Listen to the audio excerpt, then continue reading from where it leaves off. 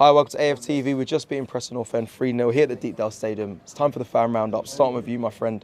I started with this question with everyone. What did you take from Arsenal's 3-0 win today? No, I thought Arsenal played very well, to be honest with you, considering this situation coming here. It's not, like you said, it's not always easy. You know, Preston have had a few scalps here. They put Liverpool close as well a couple of years ago. I think Arsenal came back here in 2017. Yeah, and they put them close. That was yeah. close as well. So, you know, some big teams have come here and they have struggled. But the way Arsenal sort of controlled the game, the way they performed, the way they kept the ball, the way they moved the ball around, you know, it was very, very difficult for any Preston players to get hold of the ball, to be honest with you. And I really felt like they quite in the crowd very early as well, which was very important. And they've come away with a very good win and a very well-deserved win. I was very impressed. Thank you very much, my friend. Good to see you as always.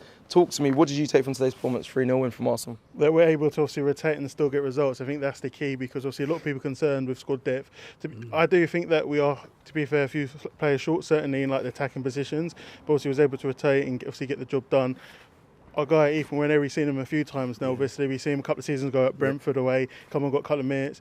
Those of us was lucky. We saw him also, I think, West Ham United last year away, and the thing is versatile, because when he did come on last year against West Ham, he was able to play also with Odegaard. So in addition to playing the 10 central attacking midfield role, he can play a box-to-box position. And I think it's quality. You know, he picks up the ball, he can drive with the ball. He plays with freedom. And certainly, like, I'd like to see, even if he's not playing the midfield, I think he'd be able to play in the right wing. So potentially, you know, because I think Jesus is done. I think he's done it. But I would like to sell him. I think he should be sold in January or July. We need to look to move on from Jesus. And Sterling, I've not been convinced on Sterling. I've seen him perform a few times. He did offer something in a kind of creative and attacking outlet, but not being able to score against Preston was quite concerning. Obviously, Jesus, he did get his goal today, which is good, because I think it's his first goal. I think Jesus is the first goal in open play since January. But obviously, onwards and upwards, obviously, I personally think they should take the Carabao Cup quite serious and look to see possibly to win that competition, because it's been 5 years. Yeah, I know. So, I know. Yeah. It's been 5 years since we got a trophy. I've just had news from the people to our right. We've got Crystal. Robbie's trying to kill me. Robbie just told me in my eyes said we've got Villa. No, I heard it was Palace at home, Crystal Palace at home. So return of Eddie Nketiah as well. So they've just won at Villa Park. That's where the confusion was. But we have Crystal Palace at home in the next round of the cup. Like I mentioned, Eddie Nketiah returns to the Emirates. What did you take from Arsenal's performance today? All this game showed me is that I'm just annoyed Nwaneri didn't start these past few games. Because what it is, Odegaard's going to come back soon, hopefully. Yeah. And Nwaneri, do you think that'll push him further down in you know, the priority list for Arteta once Odegaard's back? Is that? What we've seen from Arteta is he doesn't risk too much. The players he likes. But what is just Nwaneri is just showing I feel like he should have started these games. Every game I wanted to see him on the starting sheet, and I think he just isn't confident in Nwaneri. But hopefully this game showed him that Nwaneri should have started these games. Now with Odegaard back, I'm just a bit annoyed, because this was Nwaneri's window to really start, make a name for himself. He has. He's definitely made a name for himself. I think Arteta does like him and trusts him. It just depends. I mean, my man said maybe he can play on the right wing.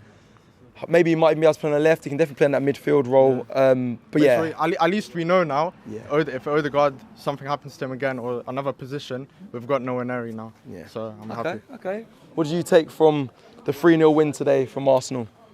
Ethan Nwaneri. Yeah, man are really riding out for Ethan Nwaneri. So, do you want to see him? Are you kind of with everyone else that he should be starting, or do you think it makes sense? Past few games, I've been saying, why is Nwaneri not starting? But like this gentleman said before, I think with how important these games have been, obviously we know we've having injuries. Points is the last thing we're going to be dropping, but you see these other teams, Barca playing all their youngsters, they're benefiting from it. When you get these players from the academy, one thing that they have more than anyone is fire in their belly. So that is very important for any title chasing team, to be honest. If you're old enough, then you're good enough. If you're good enough, you're old enough. I said it backwards, innit? But cool. So Ethan Nwaneri for you was a standout, I think. From like this sorry, bro. Go on. Like this gentleman said as well, Sterling, Jesus, man, they're done, man. Serious, done with him. Sterling early, you know. It's worrying, Cecil. Look, we've got a lot of competitions. Like obviously, me and you are going to be there. Me and you are going to be there next week, obviously Inter Milan away. And it's going to be interesting what formation we are, but I think we're a few players short. I'm being perfectly honest, because it's a long Premier League campaign. There's going to be more injuries, and You said squad rotation, though. Them getting it done with the squad rotation is a good sign for us. But now you're saying the squad's not really with Sterling and Jesus not good enough. For the odd game, yeah, but certainly I do actually think Jesus is probably better as a winger than as a number 9 because the few times we've actually seen, like, you know, we've seen Jesus play centre forward. It's not been great this season. Obviously, he's still recovering from injury.